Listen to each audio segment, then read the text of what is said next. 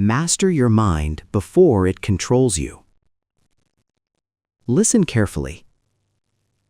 If you don't control your mind, it will control you. Every fear you obey, every emotion you react to, every thought you believe without question is quietly shaping your future, and most people never realize it. This audiobook will teach you how to take absolute command over your thoughts, your emotions, and your inner dialogue, so nothing outside of you can shake you. This is not motivation, this is mental ownership. By the end of this audiobook, you will either rule your mind or finally admit it has been ruling you. Let's begin. Chapter 1. Stop identifying with your thoughts. Listen carefully. This chapter is the foundation. If you skip this, everything else collapses. Here is the truth most people never hear. Your thoughts are not facts. They are signals. They are suggestions. They are noise. And yet, most people live as if every thought in their head is an order that must be obeyed. That's the problem. Repeat this until it settles into your bones. A thought is not a command. A thought is not a command. A thought is not a command. That's the key. Most people don't fail because they are weak. They fail because they believe everything they think. Every doubt. Every fear. Every excuse. They don't question it. They don't challenge it. They identify with it. And the moment you identify with a thought, you surrender control. You don't need their permission, not even the permission of your own mind. The biggest lie your mind tells you. Your mind constantly says, this is who you are. It says, I am anxious. I am bad at this. I always fail. But notice something. The moment you say, I am, you stop observing and start obeying. You merge with the thought. That's dangerous. Because thoughts are temporary.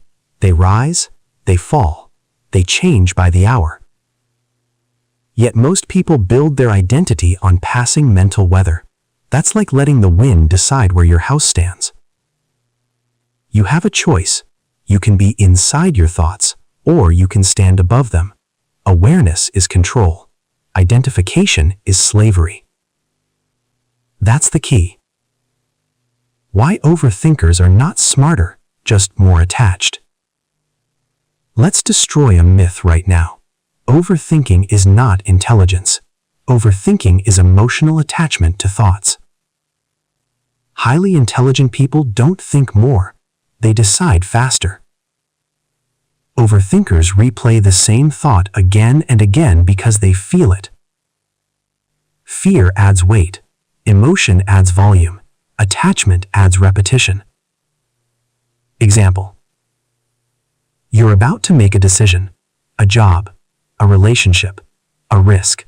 The thought appears. What if this goes wrong? That's just a signal. But instead of observing it, you grab it, you replay it, you analyze it, you dramatize it. Now your mind says, if I'm thinking this much, it must be important. Wrong. It's not about intelligence, it's about discipline. It's not about thinking more, it's about thinking less and acting cleaner. That's the key. The observer versus the voice. There are two things inside you, the voice and the observer. The voice speaks automatically. The observer listens intentionally. Most people think they are the voice. They're not. The voice says, quit, delay, stay comfortable. The observer asks, is this useful? That pause, that gap, that distance, that is power. You have a choice. You can follow the voice, or you can question it. The observer doesn't argue. It watches. And once you watch a thought instead of obeying it, it weakens. That's the key. Practical control. How to stop identifying. This is not philosophy. This is practice. Here's what you do, starting today. Step 1. Label the thought. Instead of saying, I am nervous, say, I am noticing nervousness. That language shift changes everything. You are no longer inside the thought. You are watching it. Step 2. Remove urgency. Thoughts lie by rushing you. They say, decide now, act now. You don't need their permission. Slow down. Thoughts lose power when they're forced to wait. Step 3. Ask one question only. Does this thought move me forward? If no, discard it. You don't argue with useless thoughts. You ignore them. That's discipline. That's the key. Why most people feel out of control. People say, I can't control my mind. That's not true. They've just never practiced control. They let the loudest thought win. They let the emotional thought lead. They let repetition become truth. But repetition does not equal reality. Fear repeats itself. Doubt repeats itself. Excuses repeat themselves. So do champions. You become what you repeatedly listen to. And most people listen to weakness all day. You have a choice. The dangerous comfort of believing your thoughts. Believing your thoughts feels safe. Why? Because it removes responsibility. If the thought says, I'm not ready, you don't act. If it says, I'll start tomorrow, you delay. Comfort loves delay, but growth requires separation. The moment you say, this is just a thought, you reclaim authority. You stop reacting. You start deciding. That's the shift. Real-world example. The missed opportunity. Someone gets an opportunity. The thought appears. What if I fail? Another thought follows. What will people think? They hesitate. They replay it for days, weeks, months. Eventually, the opportunity disappears. Later, the same person says, I should have done it. No. They didn't miss the opportunity. They obeyed a thought that was never a command. That's the cost. Control is not silencing, it's filtering. You do not need a quiet mind. You need a disciplined mind. Thoughts will always appear. That's not the problem. The problem is unfiltered obedience. Strong minds don't eliminate thoughts. They choose which ones deserve action. That's the difference. That's the key. Your daily practice. Here's your assignment. For the next 24 hours, every time a thought creates hesitation, pause. Say internally, a thought is not a command. Then act anyway. If the action aligns with your values. You don't wait to feel confident. You move, and confidence follows. You don't wait for certainty. You act, and clarity appears. That's discipline. That's the key. Chapter transition. You've learned to step back. You've learned to observe. You've learned that thoughts are signals, not orders. But there's another trap waiting for you. Because even when you stop believing your thoughts, something else still tries to control you. Your emotions. You mastered your thoughts. Now it's time to master what follows them. Chapter 2. Your emotions are not your leaders. This is where most people lose control. Not because they don't know better, not because they lack intelligence, but because they follow how they feel. Listen carefully. Emotions are reactions, not instructions. Say it again. Emotions are reactions, not instructions. That's the key. Most people don't live by logic. They live by emotion. They wake up tired, so they quit early. They feel offended, so they react. They feel excited, so they overspend. They feel afraid, so they delay. And then they wonder why their life feels unstable. You have a choice. Why emotions feel like authority. Emotions feel powerful because they're loud. Anger shouts. Fear screams. Excitement rushes. Logic whispers. And if you've never trained yourself to pause, the loudest voice wins. That doesn't make emotions bad, it makes them untrained. Emotions evolve to protect you, not to lead you. Fear tries to keep you safe. Anger tries to defend your ego. Pleasure tries to keep you comfortable. But comfort does not build strength. It's not about emotion, it's about discipline. That's the key. Feel it, but don't follow it. Here is the rule that changes everything. Feel it, but don't follow it. Feel it, but don't follow it. Feel it, but don't follow it. You don't suppress emotion. You don't deny emotion. You observe it. Emotion is weather. You are the sky. Storms pass unless you chase them.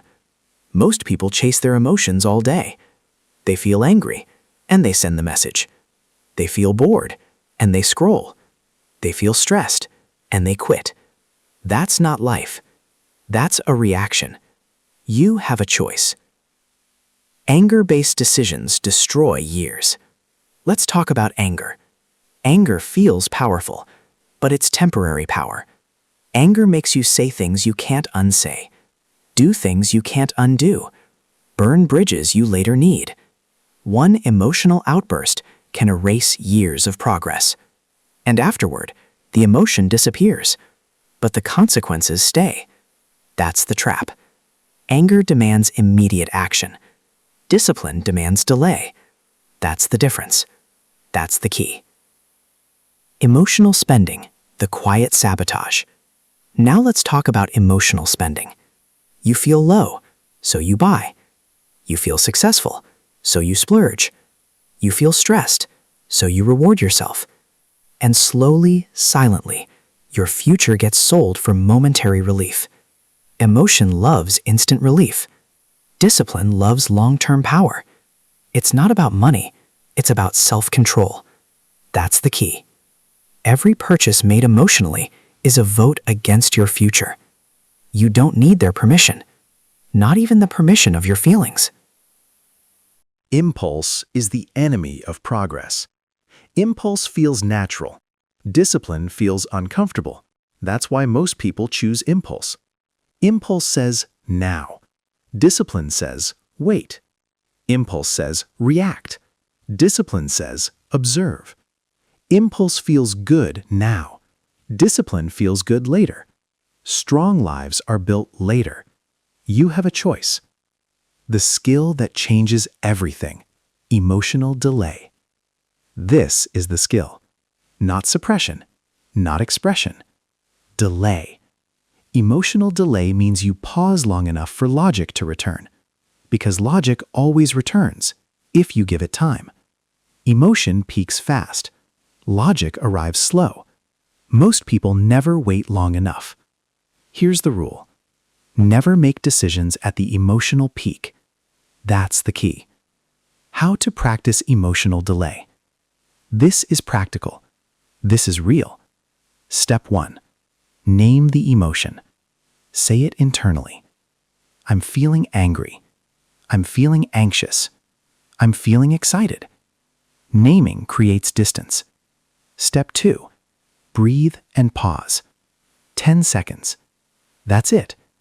Emotion hates silence. Step 3. Ask one question only. Will this matter in 24 hours? If no, do nothing. If yes, wait anyway. You don't need their permission. Why calm people win? The calm person controls the room, not the loud one, not the emotional one. Calm is dominance. Calm means you are not controlled. Calm means you choose. When pressure hits, most people collapse inward. The trained mind expands outward. That's discipline. That's the key. Emotions are tools, not bosses. Emotions are useful. Fear sharpens awareness. Anger signals boundaries. Joy fuels momentum. But tools are meant to be used, not obeyed. A hammer doesn't decide the house. You do. Emotion is the hammer. You are the builder. You have a choice. Why people say, "That's just how I feel." That sentence destroys lives. That's just how I feel. As if feeling equals truth. As if feeling equals destiny. Feelings change hourly. Character doesn't. It's not about feelings. It's about standards. That's the key. Real-world scenario, the pause that saves you. Someone insults you. Emotion rises. Heart rate increases. Words form. Old you reacts. New you pauses. 10 seconds. You don't follow it. You respond later, calm, precise, controlled. And suddenly you win without fighting. That's power. Your daily emotional training. Here's your practice. For the next week, when emotion hits, delay action. No messages sent emotionally. No purchases made emotionally. No decisions finalized emotionally. Feel it, but don't follow it. That's the training. Emotional mastery is self-respect. Controlling your emotions isn't cold. It's respectful to yourself. It says, "I don't abandon my future for a feeling." That's strength. That's the key. Final reinforcement. Emotions will rise. That's guaranteed. But obedience is optional. You have a choice. Feel it, but don't follow it. Pause. Observe. Decide. That's discipline. Chapter transition. You've learned not to obey your thoughts. You've learned not to follow your emotions. But now comes the real test. Because even with awareness and emotional control, most people still fail. Why? Because they wait to feel like it. You mastered thoughts. You mastered emotions. Now it's time to master action. Chapter 3. Discipline is stronger than motivation. This is where most people lie to themselves. They say they're waiting for motivation. They say they'll start when they feel ready. They say the timing isn't right. That's not honesty. That's avoidance. Listen carefully. Motivation is unreliable. Discipline is permanent. Say it again. Motivation starts. Discipline finishes. Motivation starts. Discipline finishes.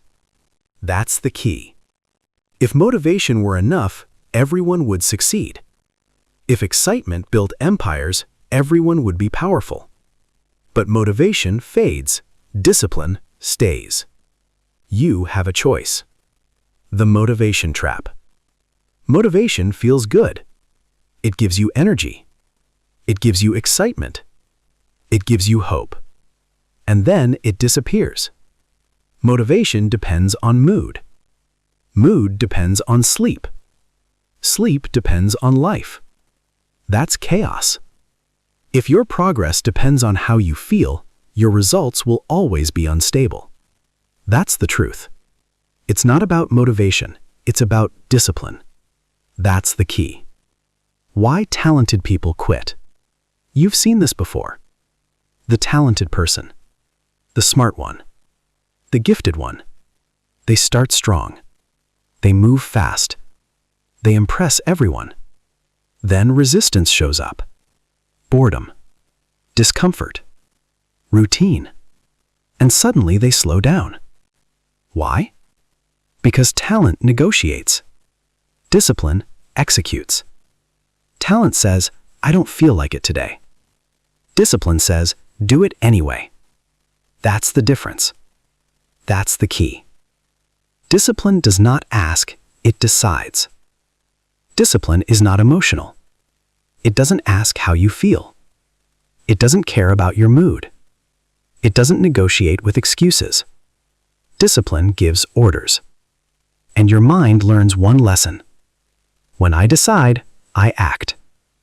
That rewires you. You stop debating yourself. You stop arguing internally. You stop waiting. You move. You don't need their permission. Not your emotions. Not your thoughts. Not anyone. Why motivation makes you weak. This will offend some people. Good. Motivation trains you to wait. Wait for energy. Wait for excitement.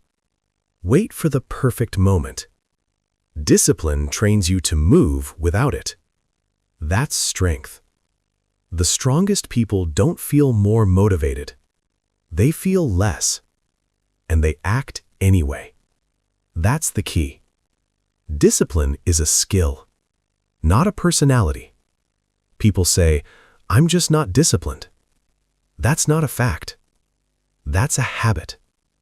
Discipline is trained, the same way muscles are trained, through repetition under resistance.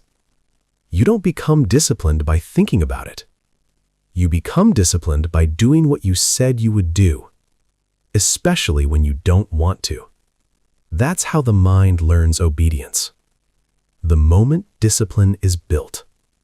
Discipline is not built on big days. It's built on small, boring ones. Days where nothing exciting happens. Days where no one is watching. Days where quitting would be easy. Those days decide everything. Motivation loves big moments. Discipline wins the quiet ones. That's the key. How discipline trains the mind. Every time you keep a promise to yourself, your mind learns, "I can trust this person." Every time you break one, it learns, "We don't follow through."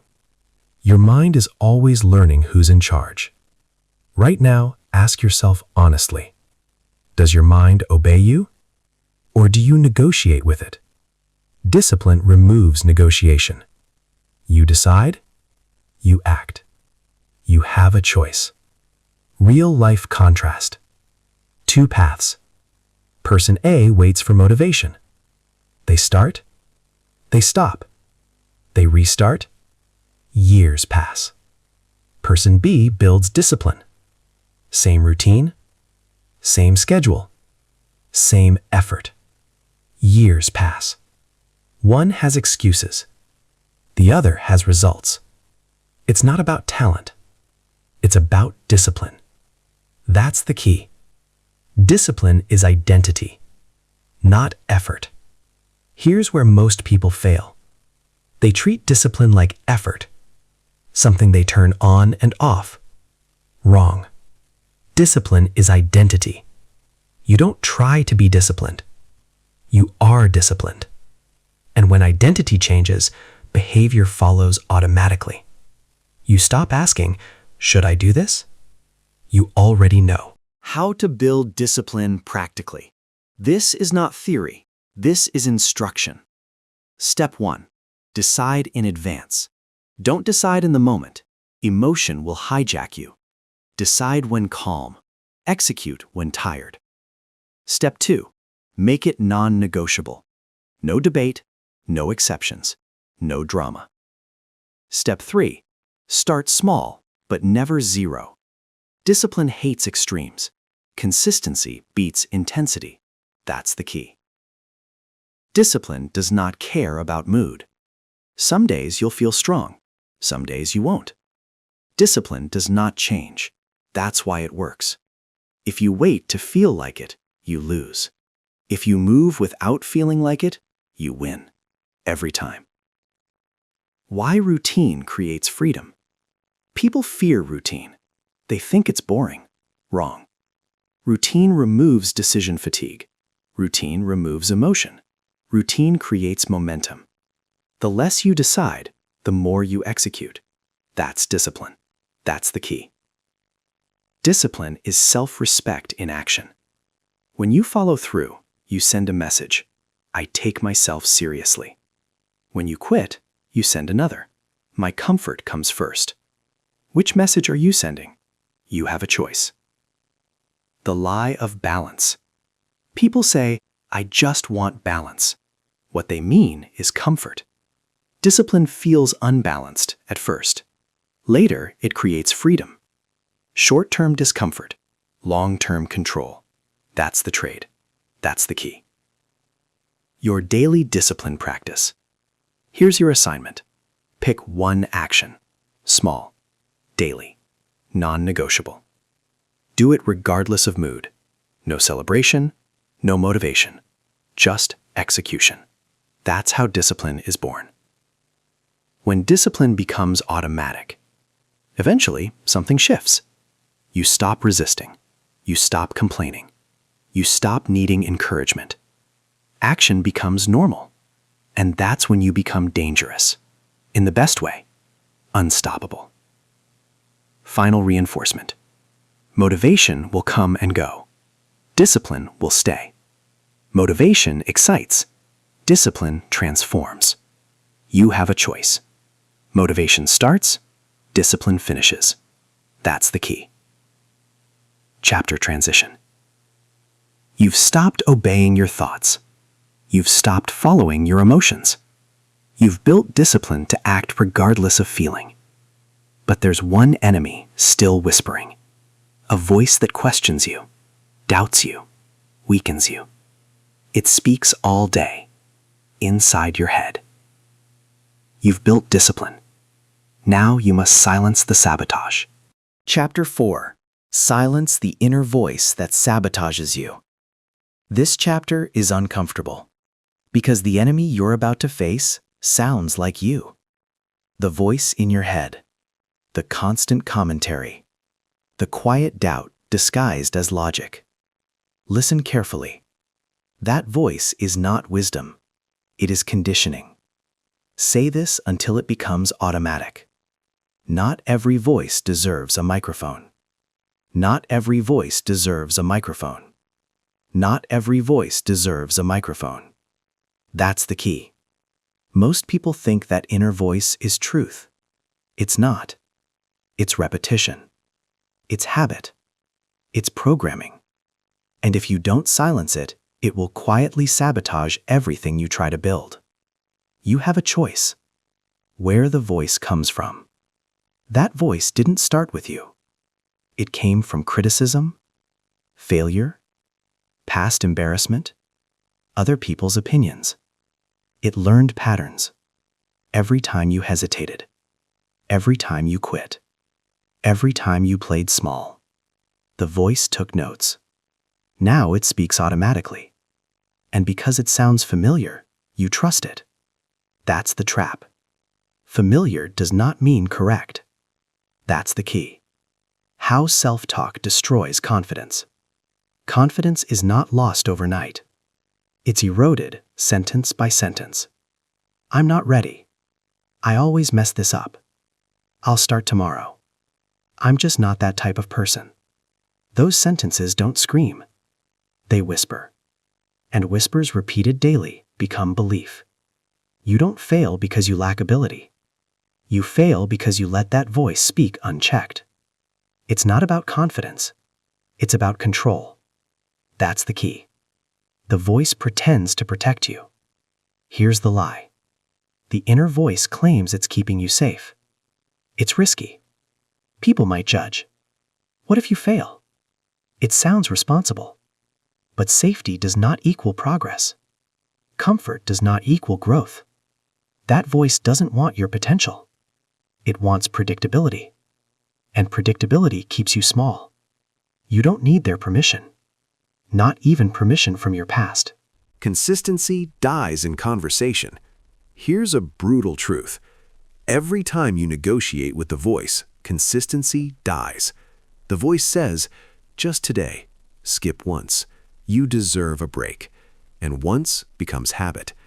Discipline does not argue. Discipline executes. That voice thrives on discussion, so stop discussing. Not every voice deserves a microphone. That's the key. Self-trust is broken internally first. People say, I don't trust myself. They think it's about results. It's not. It's about promises. Every time the voice convinces you to quit, delay, or lower standards, self-trust weakens. Your mind learns, we don't follow through. And once self-trust is gone, everything feels hard. That's the cost. Step 1. Catch the voice. You can't silence what you don't notice, so the first skill is awareness. Listen for these patterns. Absolute language. Always, never, everyone. Catastrophizing. This will ruin everything. permission seeking, maybe later, identity attacks. This isn't who you are. When you hear these, you've caught it. That's the moment of power. You have a choice. Step 2. Challenge the authority. Here's the question that weakens the voice instantly. Is this voice helping or limiting me? Not logical or emotional, helpful or limiting. If it limits you, it loses authority. You don't argue, you don't explain. You dismiss. Just like bad advice. That's discipline. That's the key. Step 3. Replace. Don't just remove. Silence alone is not enough. If you remove the voice and replace it with nothing, it comes back louder. So you replace it. Old voice, I can't do this. New voice, I do hard things. Old voice, I'm not ready. New voice, I act before I feel ready. Old voice, this is too much. New voice, I've handled worse. Repetition builds dominance. You train the voice you want. Dominance is consistency. The strongest inner voice wins. Not the smartest, not the loudest, the most repeated.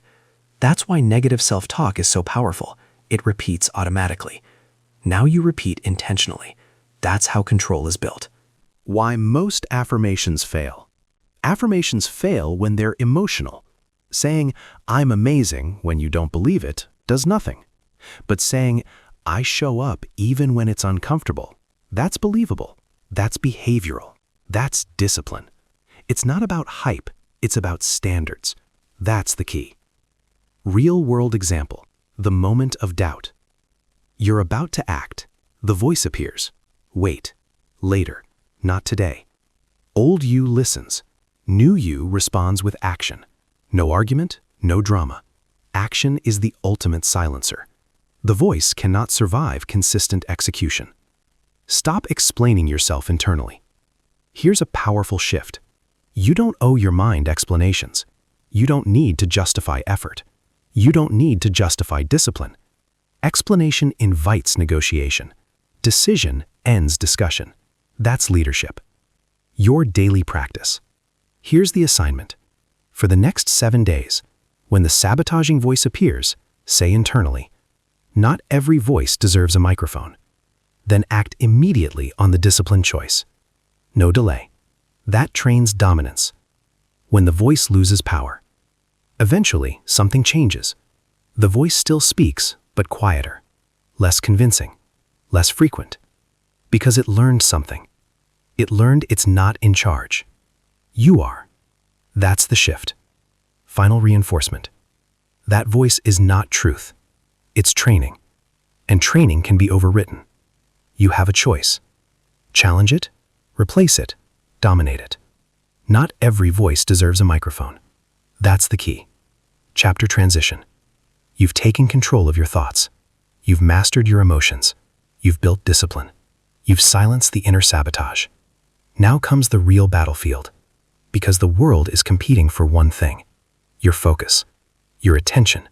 And whoever controls that, controls you. You mastered the voice. Now you must protect your focus. Chapter 5. Control your attention or lose your life. This chapter is not optional, because right now your attention is under attack. Every second, every screen, every notification. Listen carefully. Whatever holds your attention controls your reality. Say it again. Attention is power. Attention is power. Attention is power.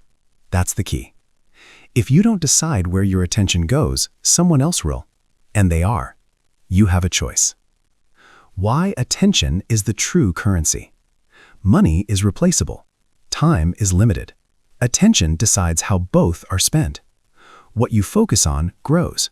What you ignore weakens. That's not philosophy. That's mechanics. Your brain strengthens whatever it repeatedly attends to. Fear grows with focus. Discipline grows with focus. Distraction grows with focus. Attention is not neutral. It builds your future silently. That's the key. The modern trap. Permanent distraction. Most people think they have a motivation problem. They don't. They have an attention problem. Their mind never rests, never focuses, never stays. They jump from thought to thought, app to app, task to task. And they call it normal. It's not normal. It's trained fragmentation. And fragmented attention produces fragmented results. It's not about intelligence. It's about discipline. That's the key. Social media, the attention drain. Let's talk about the obvious one. Social media.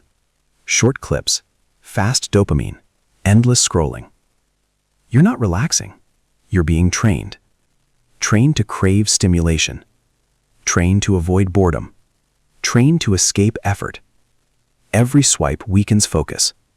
Every notification interrupts depth. And depth is where power lives. You don't need their permission to disconnect. Mental fatigue is not busyness. People say, "I'm tired," but they haven't done anything meaningful. They're mentally exhausted because their attention has been scattered all day. Constant switching drains energy faster than hard work. One focused hour beats 8 distracted ones. That's not opinion. That's reality. Attention is power. That's the key. Distraction is a form of self-abandonment. Every time you lose focus, you send a message. This doesn't matter. And when everything doesn't matter, nothing gets built. Distraction is comfortable. Focus is demanding. Distraction feels easy now. Focus pays later. You have a choice. Why most people can't sit with silence. Silence exposes weakness. No noise, no escape, no stimulation. Just you and your thoughts. That's why people reach for their phone instantly. Not because they're busy, because they're uncomfortable. But discomfort is where discipline grows.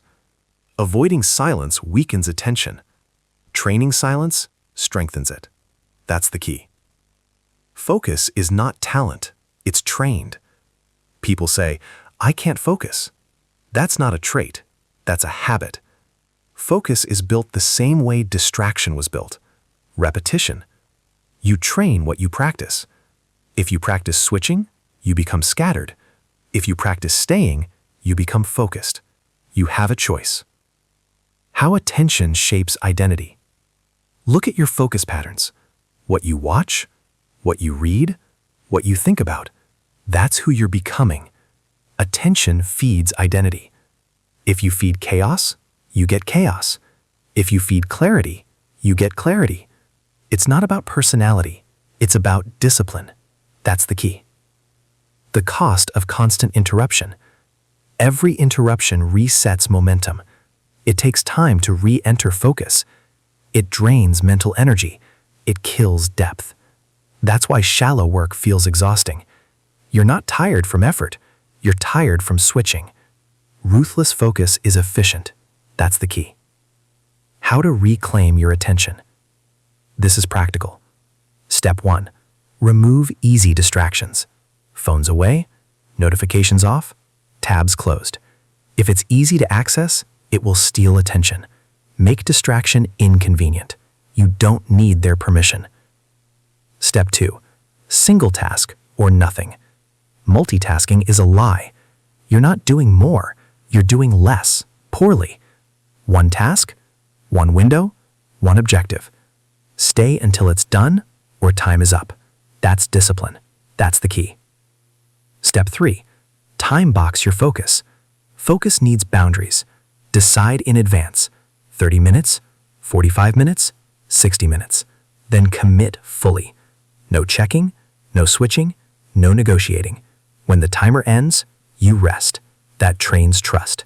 Boredom is a weapon. Boredom scares people, but boredom is powerful. It forces the mind to focus. It removes easy dopamine. It strengthens patience. When bored, don't escape. Stay. Boredom is where attention gets trained. That's the key. Real-world example, the focused versus the distracted. Two people, same job, same time. One checks their phone constantly. One works in silence. After a year, one complains about burnout, the other has leverage. Focus compounds, distraction drains. You have a choice. Why focus feels hard at first? Because your brain is addicted to novelty, fast hits, quick rewards, easy stimulation. Focus feels uncomfortable because it removes the drug. That discomfort is withdrawal. Stay with it. On the other side is power. The discipline of attention. Attention must be guarded, like money, like time, like reputation, because once it's gone, it doesn't come back. You don't scroll your way to clarity. You don't click your way to strength. You build it. Attention is power. That's the key.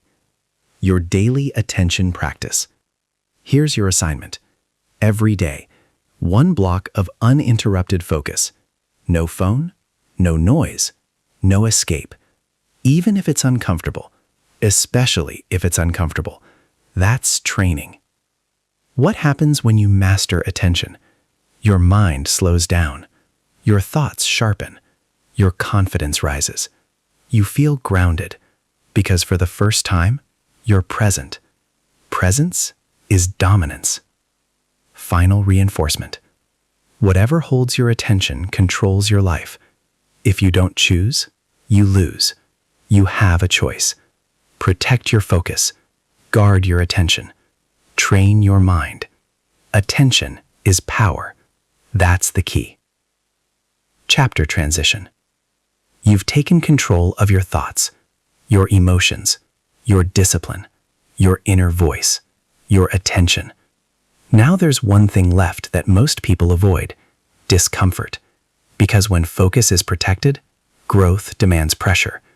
You've learned to focus. Now you must learn to endure. Chapter 6. Pain is not your enemy. This chapter separates those who grow from those who stay the same forever. Because here is the truth most people avoid. Pain is not your enemy. Say it again. Pain is information. Pain is information. Pain is information. That's the key. Most people spend their entire lives running from discomfort, avoiding it, numbing it, escaping it, and then they wonder why they feel weak, confused, and stuck. You have a choice. Why people run from discomfort? Discomfort feels threatening. Your body tightens. Your mind panics. Your emotions demand relief. So you escape. You scroll. You snack. You quit. You distract. Relief becomes the goal. But relief is not growth. It's not about comfort. It's about discipline. That's the key. Discomfort is not danger. It's feedback. Winners use what others avoid. The difference between winners and everyone else is simple. Winners lean into discomfort. Everyone else runs. Winners stay when it's boring. Everyone else escapes. Winners endure confusion. Everyone else quits. That's not genetics. That's training. That's the key. Boredom, the most underrated pain. Let's talk about boredom. Boredom is painful to the modern mind. No stimulation, no excitement, no dopamine. So people avoid it at all costs. But boredom is where focus is built. Boredom is where discipline is trained. Boredom is where attention stabilizes. If you can sit with boredom, you can control your mind. That's power.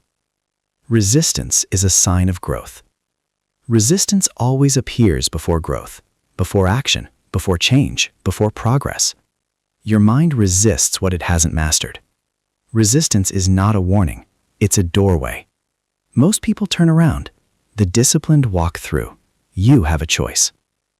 Why discomfort feels intense at first? Discomfort feels intense because you're not used to it. Your nervous system is trained for comfort, for ease, for escape. So when discipline appears, the system protests. That protest is temporary. Stay. Every time you stay calm inside discomfort, you train strength. That's the key. Pain does not last. Weakness does. This is important. Pain is temporary. Weakness compounds. Avoid pain today, and you'll feel weaker tomorrow. Endure pain now, and you'll feel stronger later. One path builds confidence. The other builds regret. Choose carefully. Calm inside discomfort is a skill. Mental strength is not aggression. It's calm. Staying calm while uncomfortable. That's control. When discomfort hits, your instinct is to tense up. Instead, breathe, slow down, observe. Say internally, this is information, not panic, not danger, information. That's the key. Real-world example, the hard conversation. You avoid a conversation. It feels uncomfortable, awkward, risky, so you delay. Weeks pass, months pass, the discomfort grows. Then one day, you face it, and the pain is smaller than expected. That's how avoidance works. It magnifies pain. Discipline reduces it. Discomfort builds self-trust. Every time you stay present in discomfort, your mind learns, I can handle this. Self-trust grows. Every time you escape, your mind learns, we run when it's hard. Confidence collapses. It's not about toughness, it's about consistency.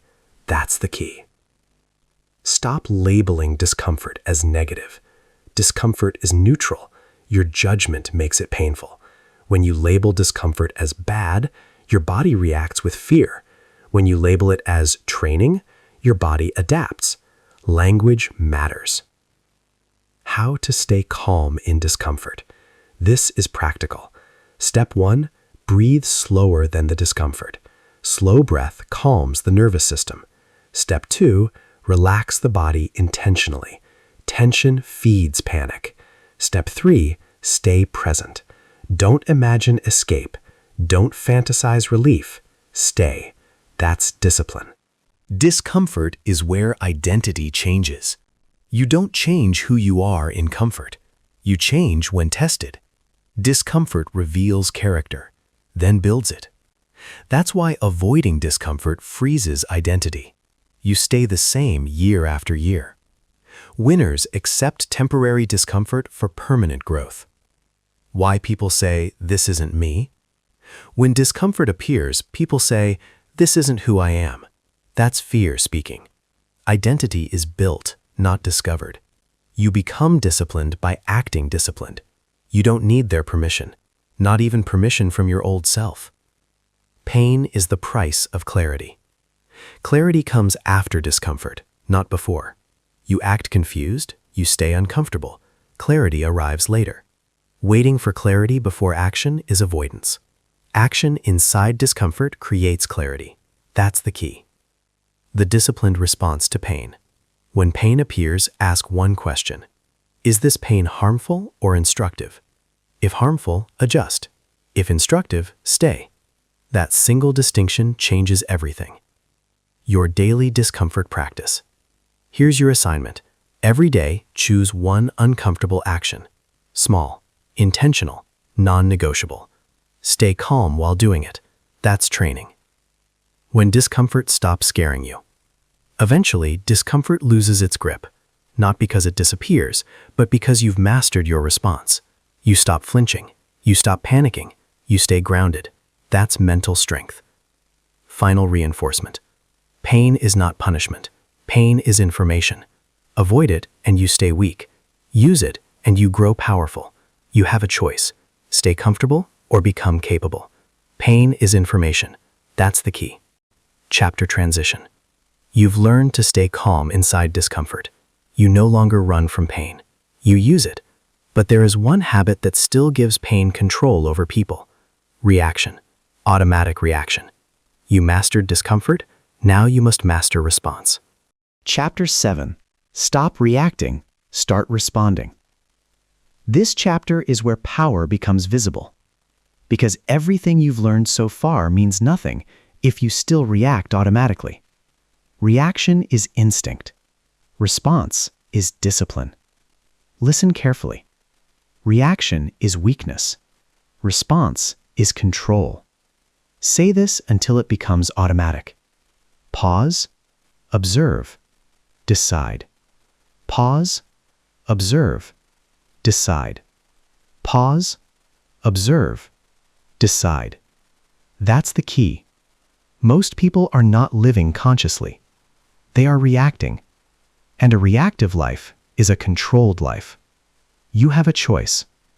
Why reaction feels natural. Reaction is fast, automatic, emotional. It requires no effort. Your nervous system is trained for it. Someone criticizes you, you snap. Stress hits, you rush. Pressure rises, you panic. Reaction feels justified. But justification is not control. Reaction hands your power away to whoever or whatever triggers you. That's the trap. Reaction puts others in charge. Here's the brutal truth.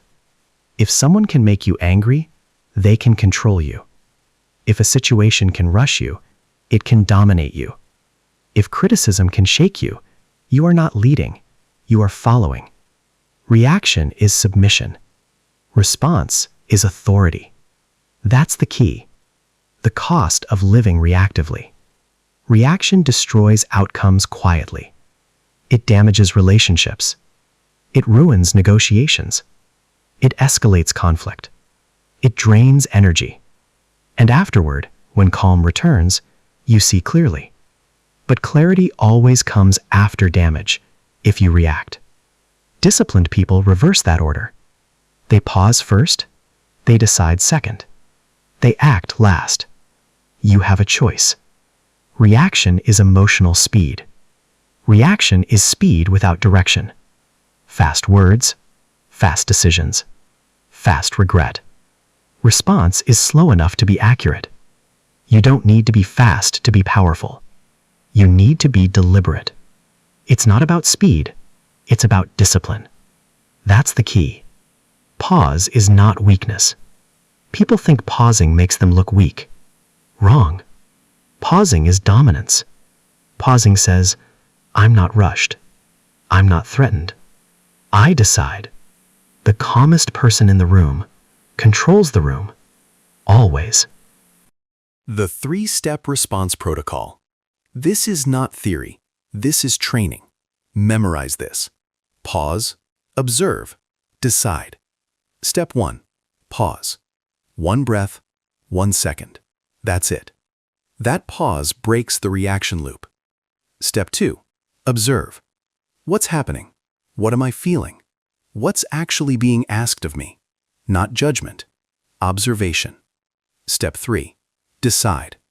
What response aligns with my standards? Not my emotions, my standards. That's control. That's the key. Conflict, where response wins. Someone challenges you. Old pattern. Defend, explain, escalate. New pattern. Pause, listen, respond briefly or not at all. You don't need their permission to stay calm.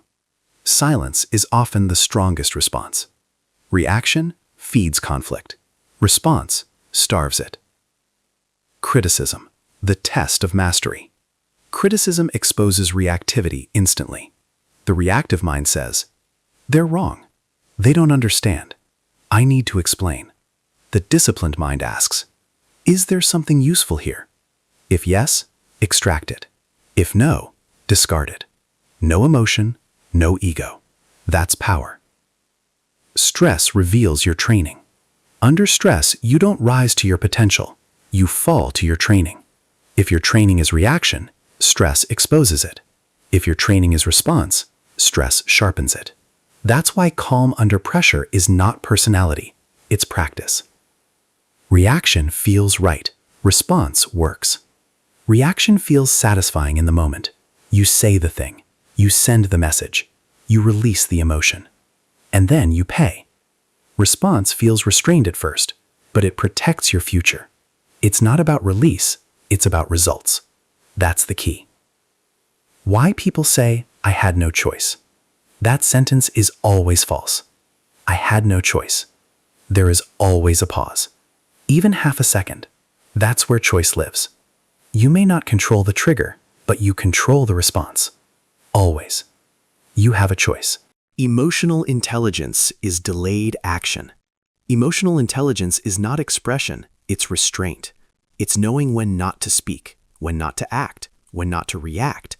Delayed action is strategic action. That's discipline. Real-world example, the email you don't send. You read an email. Tone feels disrespectful. Emotion spikes. Old you responds immediately. New you pauses. You wait 1 hour. Emotion fades. Clarity returns.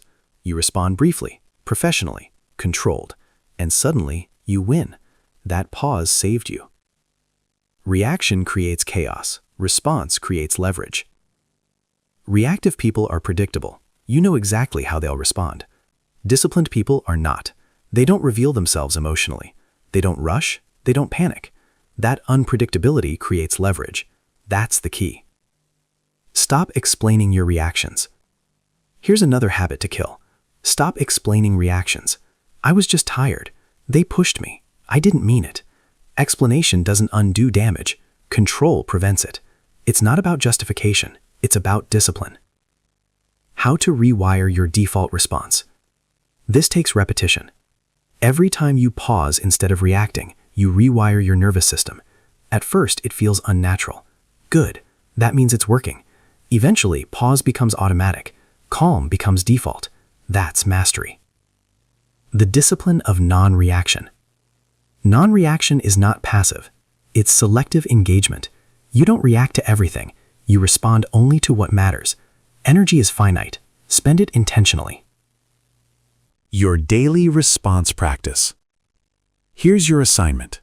For the next 7 days, no immediate responses to criticism, stress, or conflict. Always pause. Always breathe. Always decide, even if it feels uncomfortable, especially then. That's training. When response becomes identity. Eventually, people notice. They can't trigger you. They can't rush you. They can't shake you.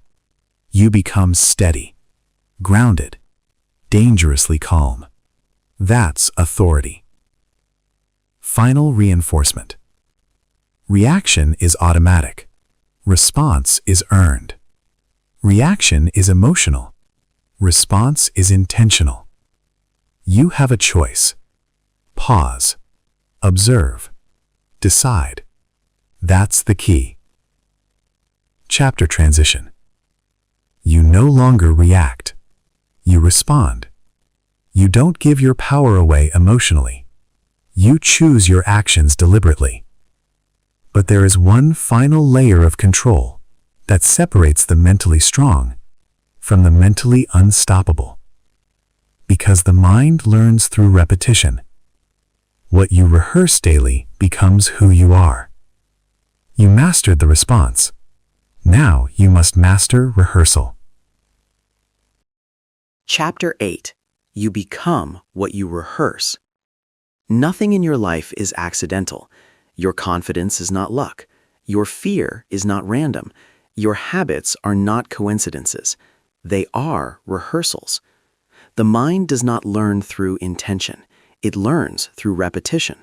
Say it out loud. What you practice, you become. What you practice, you become. What you practice, you become. That's the key. You have a choice. Why good intentions fail. Most people mean well. They want confidence. They want discipline. They want calm. But wanting is not training. The brain does not respond to wishes. It responds to repetition. You don't rise to what you want. You fall to what you rehearse. That's reality. Your mind is always practicing something. Even when you think you're doing nothing, your mind is training. Replaying arguments, rehearsing failure, imagining worst-case scenarios. That is practice, and practice creates identity. If you rehearse fear, you become fearful. If you rehearse hesitation, you become hesitant. It's not about desire, it's about discipline. That's the key. Unconscious rehearsal is the enemy. Most people rehearse unconsciously. They don't choose their thoughts, they allow them. And whatever you allow, you reinforce. Every repeated thought strengthens a pathway. Every repeated emotion builds a default. Soon you don't choose how you feel. You automatically feel it. That's how people get stuck. You have a choice. Mental rehearsal builds reality. Athletes know this. Soldiers know this. Elite performers know this. The brain does not fully distinguish between real experience and vividly rehearsed experience.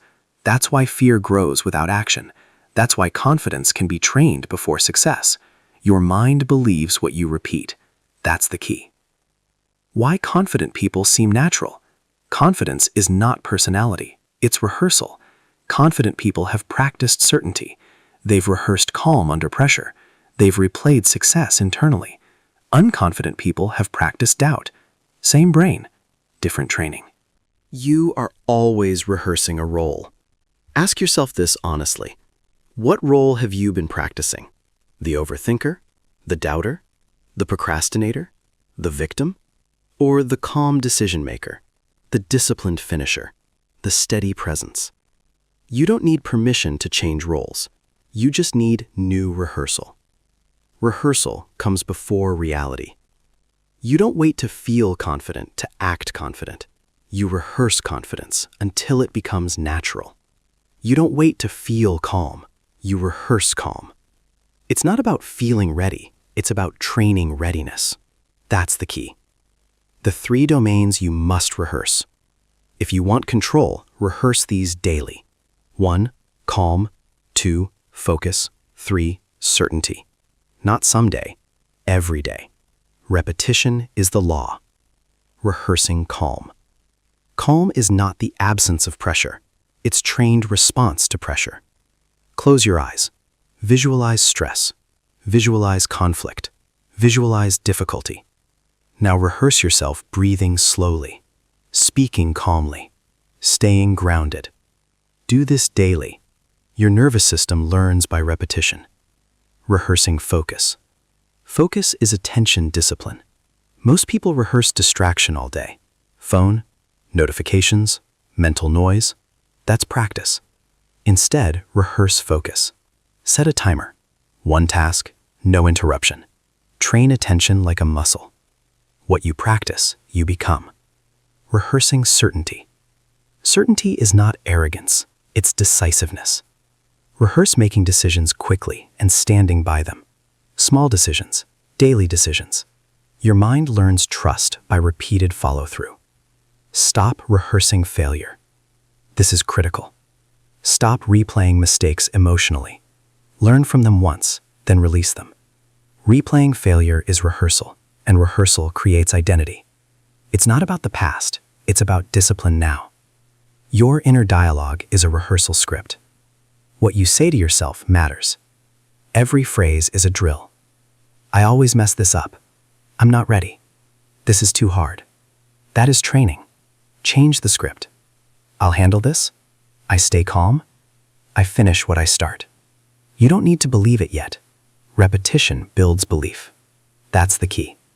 Why affirmations fail for most people? Affirmations fail when they are passive. Words alone don't train the mind. Repetition paired with emotion and visualization does. Feel the calm. See the outcome. Repeat the phrase. That's rehearsal. Daily rehearsal builds identity. Identity is not declared. It's practiced. You become disciplined by rehearsing discipline. You become strong by rehearsing strength. You become controlled by rehearsing control. You have a choice. Your environment is a rehearsal space. What you surround yourself with is practicing something in you. Media, music, people, all of it trains you. Choose wisely. You don't need their permission to protect your mental space. Repetition beats intensity. One powerful day changes nothing. Small rehearsal daily changes everything. Consistency trains identity. That's the key. The 7-day rehearsal challenge. Here's your assignment. Every morning, 5 minutes. Rehearse calm under pressure. Rehearse focused work. Rehearse decisive action. Every night, review once, then let go. 7 days, you'll feel the shift. When rehearsal becomes automatic, eventually you stop forcing it.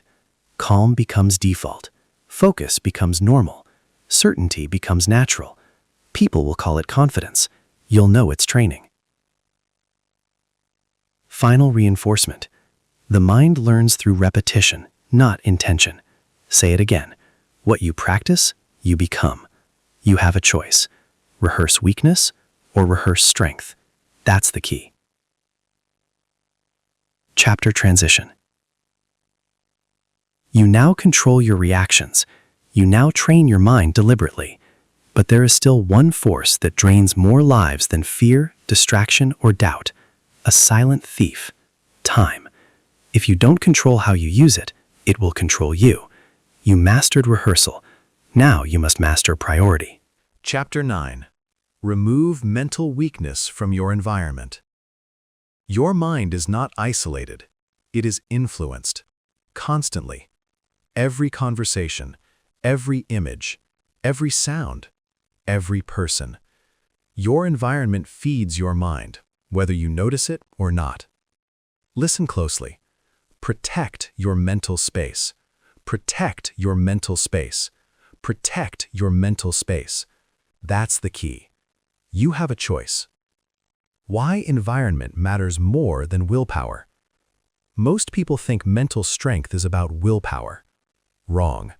Willpower is temporary. Environment is constant. You can try to force discipline, but if your environment is weak, you are swimming upstream. Distractions, negativity, and toxic influence sap your energy without your permission. That's the trap. Toxic conversations drain energy. Some people do not know they are toxic. They complain endlessly. They gossip. They dramatize every situation. Being around them feels normal until you notice the exhaustion. Energy is a resource. Your mental energy is sacred. You don't need their permission to protect it. Ruthlessly limit exposure. That's discipline. Negative content is invisible poison. Your feed, your playlist, your news intake, all of it conditions your mind. Subtle thoughts, subconscious doubt, silent fear. If it makes you anxious, doubtful, or small, it is poison. Turn it off. Block it. Delete it. You don't need permission to remove it. Protect your mental space. That's the key. Draining relationships are costly. Some relationships cost more than money. They drain focus. They erode confidence. They waste time. You cannot negotiate mental hygiene. You cannot hope they change. You cannot wait for permission. Cut the drain. Set boundaries. Protect your mind. You have a choice. Your environment builds or breaks habits. Notice this. You cannot rehearse focus in chaos. You cannot build discipline in clutter. You cannot strengthen resilience amid constant noise. The environment shapes behavior far more than motivation. That's the key. How to identify mental weakness around you. Ask yourself, does this person, activity, or content energize me or drain me? Does it build me or weaken me? If it weakens, it goes. No excuses, no negotiation. Discipline is non-negotiable. You have a choice. Stop normalizing negativity. Many people tolerate toxic influence because it feels normal. Friends gossip, family complains, social media dominates. You've been told, just deal with it. Wrong. Your mind is sacred. Your focus is rare. Your energy is precious. Protect it. Eliminate the poison. The power of distancing. Distance is not abandonment. Distance is strategy. Step back from draining people. Step back from negative media. Step back from mental clutter. Distance creates clarity. Distance strengthens discipline. Distance protects your mind. That's the key. Cleaning physical space clears mental space. Environment is not just people and content. Cluttered desks, messy rooms, and noisy surroundings all weaken the mind. Clear your physical space. It signals focus. It signals readiness. It signals control. Mental clarity follows physical clarity. Rituals to protect mental space. Daily practice. 1. Scan your interactions. Remove or limit energy drains. 2. Curate content intentionally. Feed growth, not fear. 3. Maintain a clean, organized, and calm physical space. Do this daily. Repeat, reinforce. Protect your mental space. That's the key. Your internal environment is also important. It's not just external. Your thoughts, self-talk, and judgments create internal clutter. Notice negative patterns, interrupt them, replace them deliberately. External purification enables internal discipline. Internal discipline strengthens external choice. Real-world example, the distraction-free worker. Two people sit at identical desks. One scrolls social media, responds to gossip, and tolerates complaints. The other has curated content, minimal notifications, and clear boundaries. After 1 month, one grows exponentially in focus and output. The other stagnates. Environment determines trajectory. You have a choice. Your mind is a sanctuary. Treat it like one. No one should have free access to steal energy. No influence should infiltrate without inspection. Curate carefully. Eliminate ruthlessly. Discipline is protecting what matters most. You don't need permission to cut toxicity. You have been conditioned to wait for approval. Not here, not now, not ever. Cut toxic people. Cut draining content. Cut clutter. Do it for your growth. Do it for your focus. Do it for your life. Protect your mental space. That's the key. When environment is strong, mind is unstoppable. A protected mind is sharp, focused, disciplined. It executes, it rehearses, it responds strategically. Everything else becomes manageable. Final reinforcement. Your mind is under constant influence. Every choice matters. You can surrender control, or you can take it. Remove toxicity ruthlessly. Curate growth intentionally. Protect your mental space. You have a choice. Chapter transition. You've trained your mind. You've mastered reactions. You've rehearsed strength. You've eliminated mental poison. Now it all comes together. Control over your thoughts, emotions, attention, and environment culminates in one ultimate skill: discipline in action. You have learned the foundation. The final chapter will teach how to live it every day without compromise. Chapter 10. Become unreactable. This is it, the final step, the ultimate mastery. You've learned to separate thoughts from facts. You've mastered emotions. You've trained discipline. You've eliminated mental poison. You've rehearsed control. You've stopped reacting. And now you arrive at the highest form of mental authority. You become unreactable, unshakable, unbothered, unbreakable. Repeated. Unshakable, unbothered, unbreakable. That's the key. You have a choice. What does it mean to be unreactable? Unreactable does not mean numb. It does not mean passive. It does not mean emotionless. It means control, absolute control. The ability to face any situation and respond from power, not panic. Reaction is instinct. Response is discipline. Unreactable is dominance. You don't give your power away, not to anger, not to fear, not to criticism. You have a choice. The foundation of unreactability. Being unreactable is built on 3 pillars. 1. Consistency. 2. Self-control. 3. Awareness. Consistency creates habits. Habits shape identity. Identity dictates reaction. Self-control allows pause. Pause allows choice. Choice ensures mastery. Awareness sees triggers. Awareness recognizes patterns. Awareness enforces boundaries. Without these, unreactability is impossible. Examples of unreactable people. Look at history. Look at today. A CEO faces hostile investors and stays calm. A general walks into a battlefield and thinks clearly. An athlete misses a key shot and bounces back immediately. They do not panic. They do not lash out. They do not blame. They are unreactable, unshakable, unbothered, unbreakable. Every move deliberate, every decision intentional. Every reaction controlled. That's the key. Why most people fail to be unreactable. Most people live in a reactive world. Someone criticizes them, automatic anger. Someone disrespects them, automatic defense. Someone challenges them, automatic fear. It feels natural. It feels justified. But it's weakness. That is the trap. You have a choice. The cost of reactivity. Reactivity costs silently. Energy drains. Focus erodes. Opportunities slip. Relationships suffer. Reputation falters. All because they handed control away. Don't be them. Unreactability is not about avoiding difficulty. It's about being ready when difficulty comes. The discipline behind unreactability.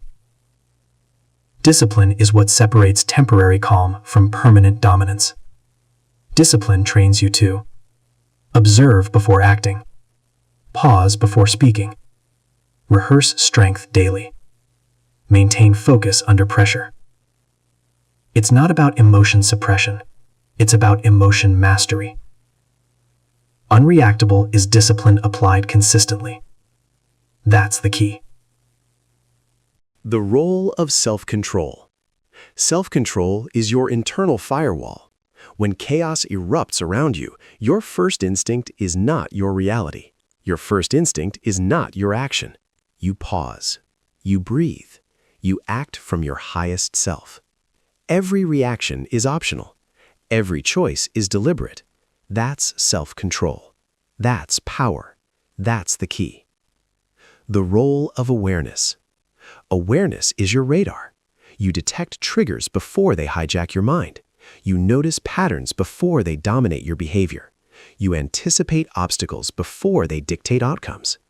Awareness allows unreactability. Without awareness, discipline collapses. Without awareness, control slips. You have a choice. Unreactable people rehearse control. Rehearsal is invisible muscle. They imagine scenarios. They mentally practice calm. They rehearse responses to anger, stress, criticism, and pressure. When real challenges appear, the response is automatic, not reactive, not emotional, controlled. What you rehearse, you become. You have a choice. The silent power of being unreactable. Unreactable people dominate without words. No yelling, no overcompensation, no panic. Silence is authority. Calm is power. Stillness is dominance. Others feel it. They notice it. They respect it. That's leverage. That's influence. That's mastery. How to practice unreactability daily. Daily practice is non-negotiable. 1. Pause under pressure. Anytime irritation rises, stop for one breath. 2.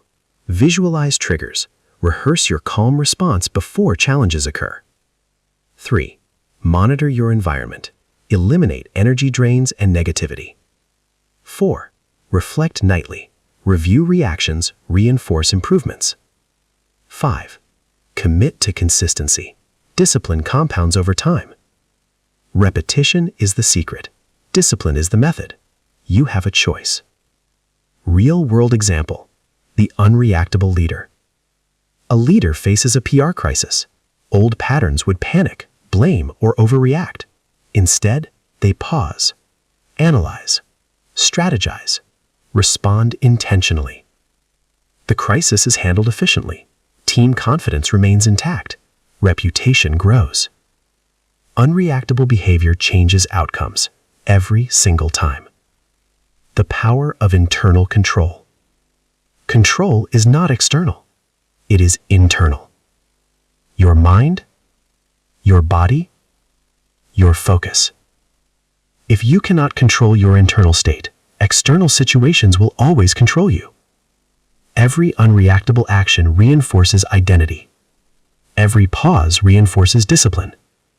Every choice reinforces power. That's the key. When you are unreactable, nothing sticks. Insults bounce off, criticism fades, chaos cannot disrupt.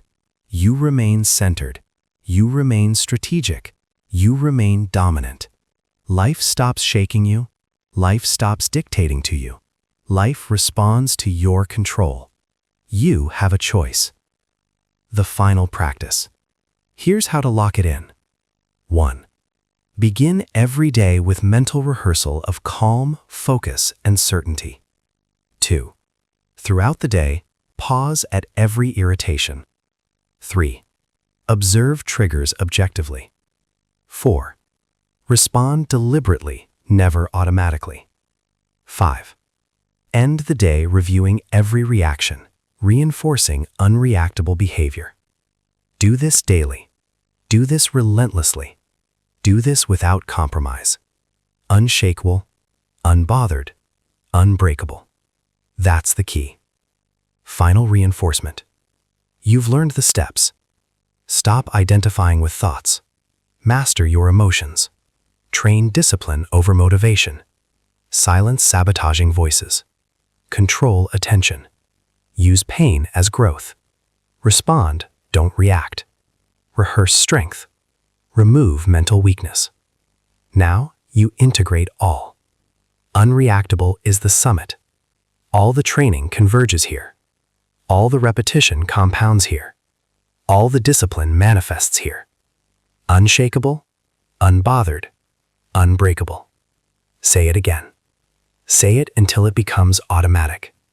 That's the key. You have a choice. Chapter and book transition. You are no longer at the mercy of your mind, your emotions, or your environment. You are deliberate. You are disciplined. You are dominant. Everything else, stress, criticism, distraction, fear, is powerless against you. This is mastery. This is unreactable power. Live it daily. Rehearse it endlessly. Protect it ruthlessly. You have a choice. Your mind, your control, your life. Live it on your own terms.